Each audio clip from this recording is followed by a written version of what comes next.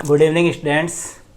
देखो भैया, अपने पॉलिटिकल साइंस की ऑनलाइन क्लास चल रही थी और उसमें अपने 2 चैप्टर अपने कंप्लीट कर चुके हैं। फर्स्ट चैप्टर जो था शीत युद्ध का दौर वह अपने पढ़ चुके हैं और सेकंड चैप्टर था 2 ध्रुवीयता का अंत, वो भी अपने कंप्लीट हो चुका है। अब जिन स्टूडेंट ने वो चैप्टर नहीं देखे हैं वो भैया अपने प्लेलिस्ट में जाकर वहाँ से उन चैप्टर्स को देख सकते हैं। आज अपने स्टार्ट करेंगे तीसरा चैप्टर जो है अपने समकालीन विश्व में अमेरिकी वर्चस्व। और यह चैप्टर भैया अपने कितने अंक का आएगा एग्जाम में? 5 अंक का आएगा और 5 नंबर के कौन से क्वेश्चन आएंगे वो भी मैं आपको बता दूंगा। क्लियर है? अब देखो भैया, इस चैप्टर से अपने एक नया सिस्टम स्टार्ट करेंगे। अपने कई स्टूडेंट के कमेंट आ रहे हैं कि सर हमें नोट्स भी लिखाओ, और ये सही भी है क्योंकि अभी कोरोना चल रहा है और एक नई बीमारी डेल्टा प्लस यह अपने और आ गई है। इसकी वजह से स्कूल खुलने की जो संभावनाएं है वो एक बार लगभग महीने 2 महीने के लिए मुश्किल है। तो स्टूडेंट के कमेंट आ रहे हैं कि सर हमें आप नोट्स भी लिखाते रहो। तो भैया अपने आज से अपने क्या करेंगे, इसी वीडियो से पहले मैं आपको समझाऊंगा। देखो इधर आप कभी भी देख लेना, अपनी जो क्लास होगी उसमें ये टॉपिक्स लिखे होते हैं। मतलब आज की क्लास में अपने इन टॉपिक के ऊपर चर्चा करेंगे। जैसे ही इन टॉपिक को अपने समझ लेंगे फिर आपको इन सभी टॉपिक्स के क्या लिखाऊंगा, मैं नोट्स लिखाऊंगा यहीं पर। क्लियर है? अब बात करते हैं भैया सबसे पहले समकालीन विश्व में अमेरिकी वर्चस्व। देखो अपने 2 चैप्टर पढ़े, 2 चैप्टर में हुआ क्या था एक बार मोटा मोटा मैं आपको बता देता हूँ। फर्स्ट चैप्टर था भैया शीत युद्ध का दौर। शीत युद्ध हुआ था भैया अमेरिका और सोवियत संघ के मध्य द्वितीय विश्व युद्ध के बाद। क्यों हुआ, किस प्रकार हुआ, क्या हुआ, वह चर्चा अपने की थी फर्स्ट चैप्टर में। फिर सेकंड चैप्टर में क्या हुआ था, 2 ध्रुवीयता की समाप्ति। 2 ध्रुव कौन से? 2 ध्रुव बोल दो या 2 शक्तियां। शीत युद्ध 2 शक्तियों के मध्य हुआ था, अमेरिका और सोवियत संघ के मध्य। तो 2 ध्रुवीयता की समाप्ति हो गई। समाप्ति कैसे हुई थी? 1991 ईस्वी में भैया सोवियत संघ का विघटन हो गया था। सोवियत संघ टूट गया था। 15 गणराज्य से मिलकर बना था सोवियत संघ, वह टूट गया था। तो 2 ध्रुव समाप्त हो गए, एक ही ध्रुव बचा और वह कौन सा बचा? अपने अमेरिका। अब तीसरा जो चैप्टर है उसमें अपने बात करेंगे समकालीन विश्व में अमेरिकी वर्चस्व। मतलब शीत युद्ध के बाद में अमेरिका का जो वर्चस्व है वो विश्व में किस प्रकार से कायम हुआ उसकी अपने बात करेंगे। सबसे पहले बात करते हैं भैया, देखो इस वर्ड की। एक बार एग्जाम में क्वेश्चन पूछ लिया था कि वर्चस्व क्या होता है। ठीक है, अपने हर छोटे छोटे क्वेश्चन की बात करेंगे, कोई भी क्वेश्चन अपने छोड़ेंगे नहीं। आप बस कंटिन्यू वीडियो देखते रहो, वीडियो में अंत तक आप बने रहो। और अगर कोई आपकी प्रॉब्लम आए, कोई टॉपिक समझ में नहीं आए तो आप कमेंट के माध्यम से या अपना एक टेलीग्राम के ऊपर अपना एक ग्रुप भी बना हुआ है अपने चैनल के नाम से, उसको भी आप ज्वाइन कर ले। वहाँ से भी आप अपनी शिकायतों का समाधान प्राप्त कर सकते हो। तो देखो भैया, फर्स्ट चीज आती है अपने वर्चस्व क्या होता है। वर्चस्व का अर्थ होता है भैया क्या? दबदबा। वर्चस्व क्या होता है? दबदबा। मतलब किसी का दबदबा होना, किसी का प्रभाव होना, किसी का असर होना, उसी को अपने क्या कहते हैं? वर्चस्व। देखो एक उदाहरण देता हूं आपको कि बेटा सो जा वरना गब्बर आ जाएगा। बेटा सो जा वरना गब्बर आ जाएगा, बहुत पुराना डायलॉग है। जब रात को बच्चा सोता नहीं तो माँ कहती है बेटा सो जा, सुना होगा आपने। तो यहाँ पर वो क्या है गब्बर का? वो भैया गब्बर का यहाँ पर वर्चस्व है। जरूरी नहीं कि वर्चस्व अच्छे कार्यों के लिए हो, बुरे कार्यों के लिए भी हो सकता है। ओसामा बिन लादेन जो आतंकवादी था उसका भी क्या था? वर्चस्व था, एक दबदबा था उसका। ठीक है, तो वर्चस्व का अर्थ क्या हो गया? जब कोई शाब्दिक अर्थ की बात करें तो भैया दबदबा हो गया। अगर परिभाषा के तौर पे अपने दें तो अपने कह सकते हैं जब कोई भी देश अपने आर्थिक, राजनीतिक या सांस्कृतिक दम के आधार पर किसी अन्य देश पर अपना प्रभुत्व कायम करता है। समझ रहे हो? जैसे मान लो कोई भी देश है, एक बड़ा देश है, किसी छोटे देश के ऊपर मान लो अधिकार कर रहा है, तो वह उसका क्या हो गया? वर्चस्व हो गया। अब वो अधिकार चाहे आर्थिक दम पे करे या राजनीतिक दम पे करे या सांस्कृतिक दम पे करे, किसी भी आधार पे करे। कोई पैसे वाला आदमी है तो उसका भी क्या है? एक वर्चस्व है, एक दबदबा है। अपने कई बार देखते हैं कोई बड़ा आदमी, पैसे वाला आदमी आता है, कोई हाई फाई गाड़ी में आता है तो अपने कहते हैं यार देख क्या पर्सनैलिटी है इस आदमी की, क्या इसका दबदबा है, क्या इसका रुतबा है। या कई बार आप नेता वगैरह को, प्रधानमंत्री को आप देखते हो तो वो भी क्या है, जैसे नरेंद्र मोदी अपने प्रधानमंत्री, तो इनका भी अभी वर्तमान में विश्व में क्या है, वर्चस्व कायम है। तो वर्चस्व का शाब्दिक अर्थ हो गया भैया क्या, दबदबा। परिभाषा के तौर पर अपने कह सकते हैं कि जब भी कोई भी देश अपने आर्थिक, राजनीतिक या सांस्कृतिक दम के आधार पर या सांस्कृतिक दम के अनुसार किसी अन्य देश पर अपना प्रभुत्व कायम करता है, उसे ही अपने क्या कहते हैं, वर्चस्व कहते हैं। अब यहाँ पर कौन से देश की वर्चस्व की बात करें भैया, अमेरिकी वर्चस्व की। तो भैया अमेरिका का वर्चस्व, देखो सेकंड क्वेश्चन आता है, अमेरिका का वर्चस्व कब से प्रारंभ हुआ। देखो भैया यहाँ पर कुछ स्टूडेंट कंफ्यूज हो जाते हैं, कुछ तो कहते हैं कि गुरुजी शीत युद्ध समाप्त होने के बाद में तो स्टार्ट हुआ था वर्चस्व। नहीं, शीत युद्ध स्टार्ट होने के बाद में भैया वर्चस्व में वृद्धि हुई थी। शीत युद्ध समाप्त होने के बाद में क्या हुई थी, वर्चस्व में वृद्धि हुई थी। वर्चस्व प्रारंभ कब से हो गया था, 1945 में। देखो द्वितीय विश्व युद्ध हुआ था भैया 1939 से लेके 1945 तक। इस द्वितीय विश्व युद्ध के दौरान अमेरिका ने क्या किया था, जापान के दो शहर थे, एक का नाम था हिरोशिमा और दूसरे का नाम था नागासाकी। इन दोनों के ऊपर क्या गिराए थे, परमाणु बम गिराए थे, जिनके नाम थे लिटिल बॉय और फैट मैन। ये बातें मैं आपको बता चुका हूं। तो इन परमाणु बम गिराने से वो क्या था, अमेरिका का एक वर्चस्व था। मतलब आज तक किसने परमाणु बम का प्रयोग नहीं किया था, अमेरिका ने कर दिया, तो वो वर्चस्व था। तो वर्चस्व का प्रारंभ कब से हो गया था, 1945 से। क्वेश्चन आता है भैया अमेरिकी वर्चस्व की स्टार्टिंग कब से हुई, 1945 से। और उसमें वृद्धि या बढ़ोतरी कब प्रारंभ हो गई, शीत युद्ध की समाप्ति के बाद या 1991 के बाद। क्लियर है इतनी बात। ये हो गया भैया अपने कौन सा पॉइंट, इसी वर्चस्व की बढ़ोतरी के बाद में भैया आज अगर अपने बात करें तो अमेरिका विश्व में नंबर 1 की पोजीशन पर है, टॉप देशों में आता है। आज कोई भी देश जो है वो अमेरिका से टक्कर लेने से पहले कम से कम 10 बार सोचता है। ये क्या है, अमेरिका का एक वर्चस्व है जिसकी स्टार्टिंग 1945 में हुई और जिसमें वृद्धि कब हो गई, 1991 के बाद में उसमें निरंतर वृद्धि होती गई। क्लियर है। अब बात करते हैं भैया अपने फर्स्ट पॉइंट हो गया, सेकंड पॉइंट प्रथम खाड़ी युद्ध। भैया अपने इस चैप्टर में 4 युद्धों की अपने बात करेंगे या 4 ऑपरेशन की अपने बात करेंगे। ऑपरेशन क्या, जो अभियान थे उनको ऑपरेशन नाम दिया गया था अलग अलग, जैसे Operation Desert Storm, Operation Infinite Reach, अलग अलग ऑपरेशन हुए थे। ऐसे 4 ऑपरेशन है, चारों में से एक ऑपरेशन आपके हर बार एग्जाम में आता है, इसलिए इनको अच्छी तरह से आपको समझना है। सबसे पहले बात करेंगे फर्स्ट ऑपरेशन की। इसे भैया प्रथम खाड़ी युद्ध कहा जाता है और यह कब हुआ था, 1991 में हुआ था। खाड़ी युद्ध इसलिए कहते हैं क्योंकि यह युद्ध जो है वो खाड़ी देशों को लेकर हुआ था भैया, इसलिए इसका नाम क्या पड़ गया था, खाड़ी युद्ध। अब यह है क्या वो देखो भैया 1990 की बात है।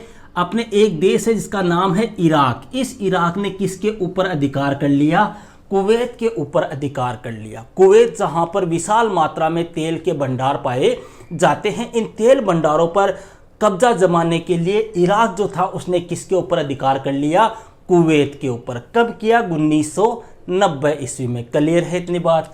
अब विश्व के जितने भी देश थे भैया, उन देशों ने इराक को बहुत समझाया कि आप ऐसा मत करो, लेकिन इराक नहीं माना। विश्व के जितने भी देश थे उन देशों ने भी समझाया कि इराक आप जो कर रहे हो वो गलत है। अपने जो यूएनओ है, संयुक्त राष्ट्र संघ, इसने भी समझाया, लेकिन इराक नहीं माना। तब भैया जो यूएनओ है इसने आदेश दिया कि इराक के ऊपर कैसी कार्रवाई की जाए, सैनिक कार्रवाई कर दो। अगर इराक नहीं मान रहे तो उसके ऊपर क्या कर दो, हमला कर दो। और इस आदेश को भैया क्या नाम दिया गया, यूएनओ का नाटकीय फैसला। यूएनओ का नाटकीय फैसला क्यों कहा गया, देखो भैया यूएनओ की स्थापना कब हुई थी, 24 अक्टूबर 1945 को। और भैया यह आदेश कब दिया था, 1990 में। मतलब कितनी साल बाद में, 45 साल बाद में यूएनओ ने पहली बार इस प्रकार का फैसला किया था। इसलिए यूएनओ के इस फैसले को क्या नाम दिया गया, नाटकीय फैसला। और इस युद्ध के समय भैया अमेरिका के राष्ट्रपति कौन थे, आपके जॉर्ज बुश। इन्होंने यूएनओ को इस फैसले को क्या कहा, नई विश्व व्यवस्था की संज्ञा दी। जॉर्ज बुश ने कहा कि यूएनओ ने इस प्रकार का फैसला लिया है, इसका मतलब आज से नई विश्व व्यवस्था का क्या होता है, प्रारंभ होता है। अब देखो भैया, अब हमले की योजना हो गई, हमले की तैयारी स्टार्ट हुई। इसमें क्या हुआ था, कितने देशों ने हमला करने की योजना बनाई थी, 34 देश। 34 देश थे। इन 34 देशों का जो अगुवा था वो तो था अपने अमेरिका, नेतृत्व किया था अमेरिका ने, लेकिन टोटल कितने देशों की सेना ने भाग लिया था, 34 देशों की सेना ने भाग लिया था और टोटल सेना थी 6,60,000 और इनमें से 75% जो सैनिक थे वो अकेले कौन से देश के थे, अमेरिका के थे। तो अब यहाँ पे भी देख लो अमेरिका का वर्चस्व कायम हो गया ना। आगे बात करते हैं भैया, इस युद्ध के अंदर, कौन से युद्ध में, फर्तम खाड़ी युद्ध में, इस सेना का जो प्रमुख था वह कौन था, नॉर्मन श्वार्ज़कोव। जो कौन था भैया, अमेरिकी जनरल था, एक अमेरिकी सेना का क्या था, जनरल था, अमेरिकी जनरल था। इसको इस सेना का क्या बनाया गया, प्रमुख बनाया गया और इस ऑपरेशन को क्या नाम दिया गया, Operation Desert Storm. Operation Desert Storm. Question पूछ ले भैया, ऑपरेशन डेजर्ट स्टॉर्म किस युद्ध को कहते हैं, तो कौन सा हो गया, अपने फर्तम खाड़ी युद्ध। कब हुआ था, 1991 में। क्यों हुआ था, क्योंकि इराक ने किसके ऊपर अधिकार कर लिया था, कुवैत के ऊपर अधिकार कर लिया था। इस समय इराक के राष्ट्रपति कौन थे, ये अमेरिका के राष्ट्रपति कौन थे, जॉर्ज बुश, और इराक के थे भैया अपने कौन, सद्दाम हुसैन। नाम सुना होगा आपने सद्दाम हुसैन का, आगे और चर्चा करेंगे सद्दाम हुसैन की अपने। अब आगे देखो भैया, सद्दाम हुसैन जो थे, इन्होंने इस युद्ध के समय कहा था कि यह युद्ध जो है वो 100 जंगों की एक जंग साबित होगी। मतलब पिछले जितने भी 100 युद्ध हैं ना, उन 100 युद्धों से भयंकर ये एक युद्ध होगा, ऐसा कहा था सद्दाम हुसैन ने। क्यों, क्योंकि सद्दाम हुसैन को विश्वास था कि अपनी जीत होगी, लेकिन ऐसा नहीं हुआ। इस युद्ध में भैया किनका प्रयोग किया गया, स्मार्ट बमों का प्रयोग किया गया। इस युद्ध में कैसे बम काम में लिए गए, स्मार्ट बम, नई टेक्नोलॉजी के बम काम में लिए गए। इस कारण इसे क्या कहा जाता है, कंप्यूटर युद्ध भी कहा जाता है। और इस युद्ध का प्रसारण भैया जो है वो कैसा हुआ था, लाइव प्रसारण हुआ था, मतलब टीवी के ऊपर दिखाया गया था। इस युद्ध को क्यों दिखाया गया, आप देखो यहाँ पे भी एक क्वेश्चन आता है कि फर्तम खाड़ी युद्ध का लाइव प्रसारण क्यों हुआ, अमेरिका के वर्चस्व को दिखाने के लिए। अमेरिका दिखाना चाहता था, विश्व में अपना दबदबा कायम करना चाहता था, इसलिए भैया इसका क्या हुआ था, लाइव प्रसारण हुआ था। और लाइव प्रसारण होने के कारण इसे क्या कहा गया, वीडियो गेम वार युद्ध भी कहा गया। अरे जैसे छोटे बच्चे अपने वीडियो गेम नहीं खेलते क्या, उसमें लड़ाई वाले गेम खेलते हैं, तो उसी प्रकार से इसका प्रसारण हुआ था, इसलिए इसको क्या कहा गया, वीडियो गेम वार युद्ध भी कहा गया। अब बताओ भैया इस टॉपिक में क्या दिक्कत है। अगर ये तैयार हो गया तो ये मान लो आपका एक ऑपरेशन तैयार हो चुका है। मोटा मोटा ध्यान रखो, कब हुआ, 1991 में। क्यों हुआ, 1990 में इराक ने किस पे अधिकार कर लिया, कुवैत पे। समझाया, नहीं माना, यूएनओ ने सैनिक कार्रवाई का आदेश दिया जिसे नाटकीय फैसला कहा गया। जॉर्ज बुश ने नई विश्व व्यवस्था की संज्ञा दी। 34 देश थे, इतने सैनिक थे, ये सेना प्रमुख था। सद्दाम हुसैन ने 100 जंगों की एक जंग साबित होगी। देखो इसके ऊपर भी क्वेश्चन पूछ सकते हैं कि वह कौन सा ऑपरेशन है जिसके बारे में कहा गया कि यह 100 जंगों की एक जंग साबित होगी। और ये मेन चीज है भैया, कंप्यूटर युद्ध भी इसको कहते हैं, इसी को वीडियो गेम वार युद्ध भी कहा जाता है। क्लियर है इतनी बातें अपनी। अब आगे बात करते हैं। देखो नोट्स अपने सबसे लास्ट में लिखेंगे, जैसे ही ये टॉपिक अपने पूरे क्लियर कर देंगे उसके बाद में अपने नोट्स लिखेंगे, ठीक है। तो फर्स्ट टॉपिक अपने, सेकंड टॉपिक अपने क्लियर हो चुका है। थर्ड टॉपिक आता है भैया, हाईवे ऑफ डेथ क्या है, हाईवे ऑफ डेथ। देखो फर्तम खाड़ी युद्ध के समय क्या हुआ था भैया, अमेरिका जो है, इस अमेरिका ने इराक की सेना के ऊपर क्या किया था, आक्रमण किया था। इराक की सेना के ऊपर हमले किए थे विमानों के माध्यम से। तो इसी हमले के दौरान क्या होता है भैया, कुवैत, कौन सी जगह, कुवैत से लेकर बसरा के बीच की जो सड़क है वहां पर हजारों की संख्या में लोग मारे गए, कई निर्दोष लोग भी मारे गए। इसी को अपने क्या कहते हैं, हाईवे ऑफ डेथ।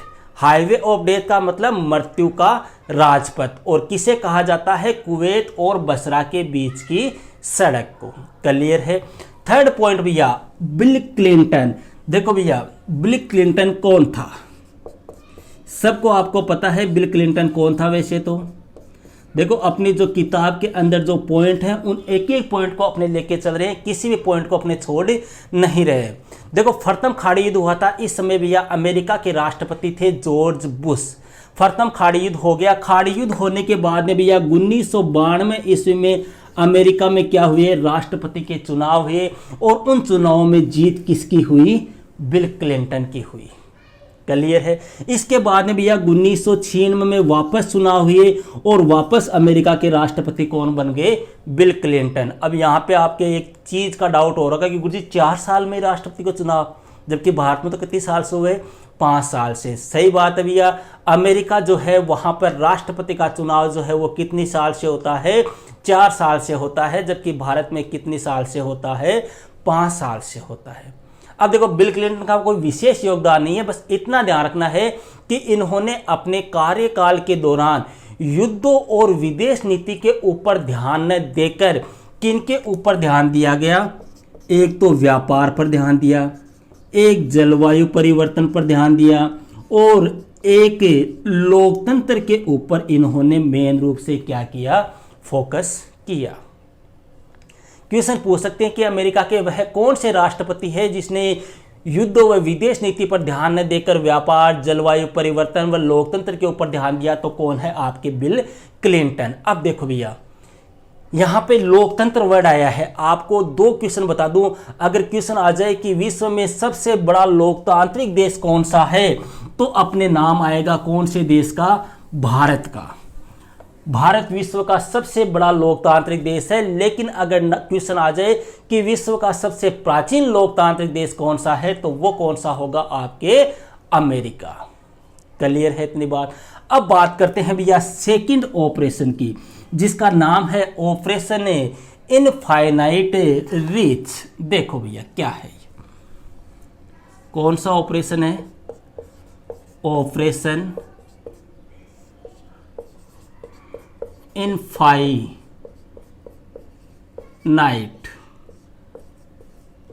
रीच। देखो ये है क्या, इसको समझना भैया। देखो क्या है, देखो भैया, हर देश का क्या होता है, जैसे भारत है भैया, भारत का अपने पाकिस्तान में, अमेरिका में, अपने जापान में, अपने चाइना में, हर जगह पे क्या होता है? भारत के राजदूत होते हैं, और वहाँ पर उनके क्या होते हैं? दूतावास होते हैं। जैसे भारत का अपने पाकिस्तान में भी दूतावास है, अपने चाइना में भी है, जापान में भी है, रूस में भी, हर जगह क्या होते हैं? हर देश के दूतावास होते हैं। तो भैया अब ये अमेरिका जो था, इस अमेरिका के भी क्या थे? अलग अलग देशों में क्या थे? दूतावास थे। मतलब वहाँ पर इनके दूत थे, राजदूत थे, उनके वहाँ पे दूतावास बने हुए थे। अब ये दूतावास कहाँ थे भैया? देखो, एक दूतावास तो था अमेरिका का, कहाँ पे? नैरोबी। नैरोबी कहाँ पे पड़ता है? अपने केन्या में। ठीक है। यहाँ पर क्या हुआ? 1998 ईस्वी में भैया आतंकवादियों ने क्या किया? हमला कर दिया। यहां पर 1998 ईस्वी में क्या हुआ? आतंकवादियों ने हमला कर दिया, और इस पर हमला करने के बाद में दूसरा अमेरिका का दूतावास था दार ए सलाम में। दार ए सलाम अपने भैया कहां पर? तंजानिया। यहां पर हमला कर दिया। पहला हमला तो यहां पे किया 1998 में, और दूसरा हमला कहां पर कर दिया? दार ए सलाम पर कर दिया। अब भैया अमेरिका जो है वो क्या हो गया? क्रोधित हो गया, और यह हमला जो है, या इन हमले की जिम्मेदारी जो है वो कौन से आतंकवादी संगठन ने ली? अलकायदा ने ली। अलकायदा ने ये कहा कि यह हमला जो है वो किसने किया है? हमने किया है। अलकायदा भैया एक इस्लामी विचारधारा पर आधारित एक बहुत बड़ा या खूंखार आतंकवादी संगठन है। क्लियर है। तब अमेरिका ने क्या किया भैया? इस आतंकवाद को समाप्त करने के लिए, इस आतंकवाद को समाप्त करने के लिए एक अभियान चलाया था, एक ऑपरेशन चलाया था। उसी ऑपरेशन को क्या नाम दिया गया? Operation infinite reach. और इस ऑपरेशन के तहत अमेरिका ने क्या किया भैया?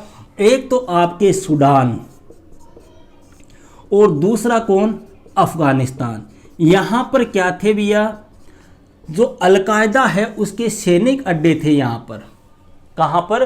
सूडान और अफगानिस्तान में अलकायदा के जो ठिकाने थे उन ठिकानों पर अमेरिका ने क्रूज मिसाइलों से क्या किया? हमला किया। और इस हमले के लिए सबसे बड़ी बात, अमेरिका ने यूएनओ से भी क्या नहीं ली? परमिशन नहीं ली। और इस हमले में ऐसा कहते हैं कि आतंकवादियों के साथ में कई बेगुनाह लोग भी मारे गए। इसी घटना को अपने इतिहास में क्या नाम दिया गया? Operation Infinite rich. क्वेश्चन क्या आता है भैया? क्वेश्चन सीधा सा या तो ये पूछ लेंगे ऑपरेशन इनफाइनाइट रिच क्या है, तो आपको पूरा लिखना है। या क्वेश्चन आ जाए कि अमेरिका के किन दूतावासों पर आतंकवादियों ने हमला किया, या क्वेश्चन आ जाए कि अमेरिका ने आतंकवाद को समाप्त करने के लिए कौन सा अभियान चलाया। और ध्यान रखना, प्रथम खाड़ी युद्ध जो हुआ था उस समय अमेरिका के राष्ट्रपति थे कौन? George Bush. और ऑपरेशन इनफाइनाइट रिच जो है इस समय अमेरिका के राष्ट्रपति कौन है? आपके बिल क्लिंटन। क्लियर है? ये आपके हो गए भैया चारों टॉपिक क्लियर। अब कॉपी निकालो और हेडिंग लगाओ। सबसे पहले नोट्स अपने लिखते हैं भैया। नोट्स जो है वो मैं थोड़े स्पीड से लिखाऊंगा, अगर आप पीछे रह जाओ तो वीडियो को अपने आगे पीछे करके आप एडजस्ट कर लेना। सबसे पहले अपने पाठ का नाम वगैरह लिख लो और हेडिंग लगाओ भैया वर्चस्व। क्या हेडिंग लगानी है आपकी? वर्चस्व। इसमें लिखो भैया, क्या लिखोगे? वर्चस्व का शाब्दिक अर्थ है दबदबा या प्रभाव या प्रभुत्व। लिख लिया? फिर इसके आगे नीचे वाली लाइन से लिखो, जब कोई भी देश अपने आर्थिक, राजनीतिक, सांस्कृतिक दम के आधार पर किसी अन्य देश पर अपना प्रभुत्व कायम करता है उसे वर्चस्व कहा जाता है। लिख लिया इतना? इसके बाद में भी आप पैराग्राफ चेंज करो, लाइन चेंज करके लिखो कि वर्चस्व, अमेरिकी वर्चस्व की शुरुआत 1945 से हुई, लेकिन 1991 के बाद इसमें बढ़ोतरी प्रारंभ हो गई। यहां तक आपको लिखना है। फिर आप हेडिंग लगाओ भैया प्रथम खाड़ी युद्ध। इसमें आप लिखो प्रथम खाड़ी युद्ध में आप लिखो भैया। देखो आपको याद हो एक मूवी आई थी अक्षय कुमार की, क्या नाम था उसका? एयरलिफ्ट। वह एयरलिफ्ट जो मूवी थी ना वो लगभग इसी युद्ध के ऊपर आधारित थी। अक्षय कुमार की मूवी थी, अभी कुछ ही दिन पहले, अपने लगभग साल 2 साल पहले ये मूवी आई थी। अब प्रथम खाड़ी युद्ध में आपको लिखना है भैया, आप लिखो। देखो लिखने का तरीका ध्यान रखो, हेडिंग यहाँ लगा देना, इस लाइन को खाली छोड़ दो, यहाँ से नीचे वाली जो लाइन है यहाँ से आपको लिखना स्टार्ट करना है। लिखो, अगस्त 1990 ईस्वी में इराक ने कुवैत पर कब्जा कर लिया। इराक ने कुवैत पर कब्जा कर लिया। इराक को बहुत सारे देशों ने समझाया लेकिन इराक नहीं माना। तब यूएनओ ने इराक पर सैनिक कार्रवाई का आदेश दिया, जिसे नाटकीय फैसले की संज्ञा दी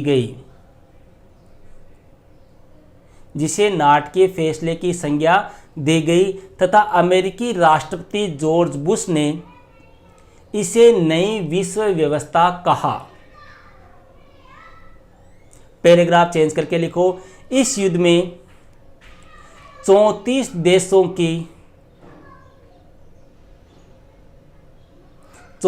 देशों की मिलीजुली सेना, जिसमें 6,60,000 सैनिक शामिल थे,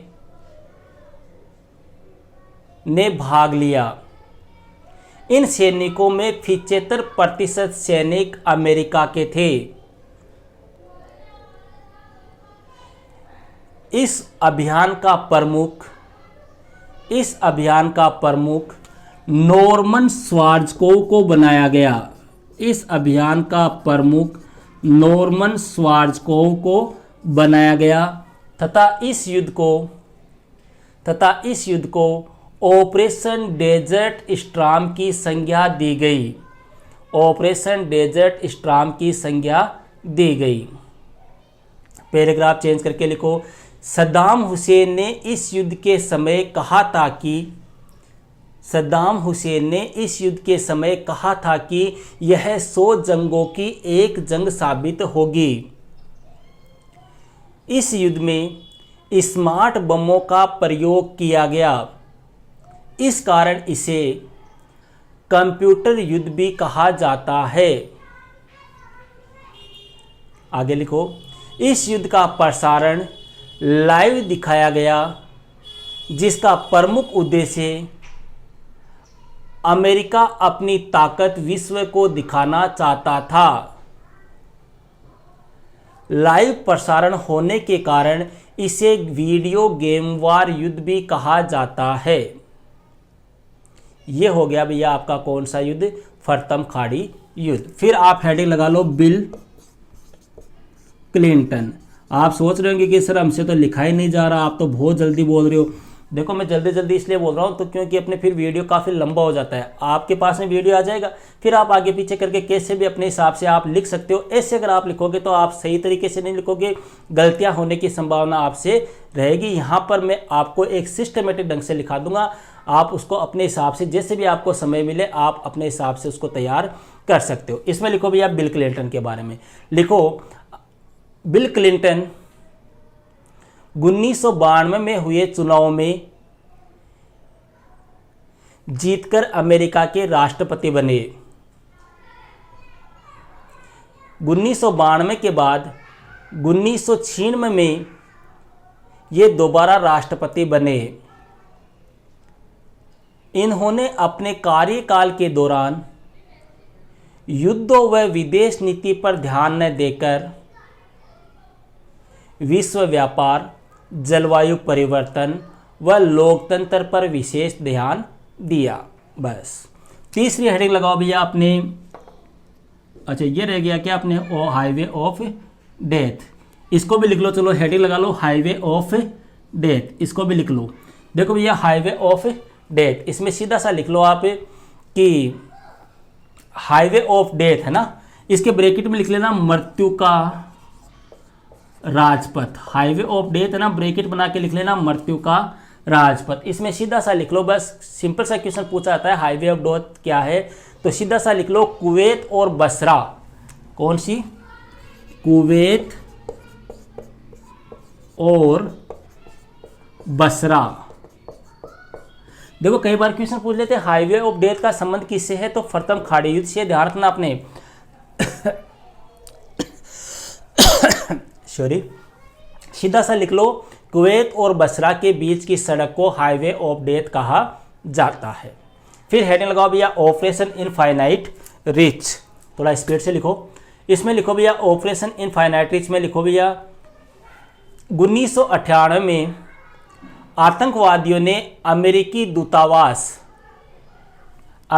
दूतावास नैरोबी, ब्रैकेट में कर लेना भैया केन्या, पर हमला कर दिया। फिर दूसरा हमला आतंकवादियों ने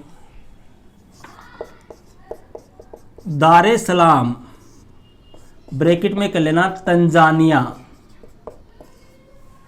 दारे सलाम पर कर दिया। इस हमले का जिम्मेदार एक प्रमुख आतंकी संगठन अल-कायदा को ठहराया गया, जो इस्लामी विचारधारा पर आधारित एक आतंकी संगठन था।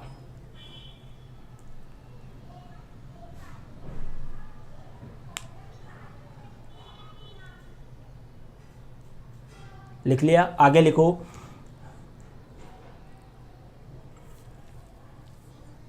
अब आगे लिखो भैया अमेरिका ने इन आतंकी घटनाओं के जवाब में आतंकवाद को समाप्त करने के लिए जो अभियान चलाया उसे ऑपरेशन इनफाइनाइट रिच कहा जाता है। फिर पैराग्राफ चेंज करके लिखो अमेरिका ने सूडान और अफगानिस्तान, ऐसे लिखना इस अभियान के दौरान अमेरिका ने सूडान और अफ़गानिस्तान के अलकायदा ठिकानों पर क्रूज मिसाइलों से, मिसाइलें आप जानते हो कोई दिक्कत नहीं है, क्रूज मिसाइलों से हमले किए और इसके लिए अमेरिका ने संयुक्त राष्ट्र संघ ब्रैकेट में कर लेना यूएनओ से भी अनुमति नहीं ली। इस ऑपरेशन के तहत हजारों की संख्या में निर्दोष लोग भी मारे गए। ये था भैया अपने पार्ट 3 का पार्ट फर्स्ट। जैसे जैसे आप लिख रहे हो वैसे वैसे भैया आप इनको तैयार भी करते रहो। जैसे ही अपना कोर्स कंप्लीट हो जाएगा उसके बाद में अपने जैसे लास्ट ईयर में अपने टेस्ट लिए थे ना, उसी प्रकार से फिर आपके हर चैप्टर के क्या लिए जाएंगे, टेस्ट लिए जाएंगे। ओके, तो मिलते हैं भैया नेक्स्ट वीडियो में एक नेक्स्ट टॉपिक के साथ। That's all.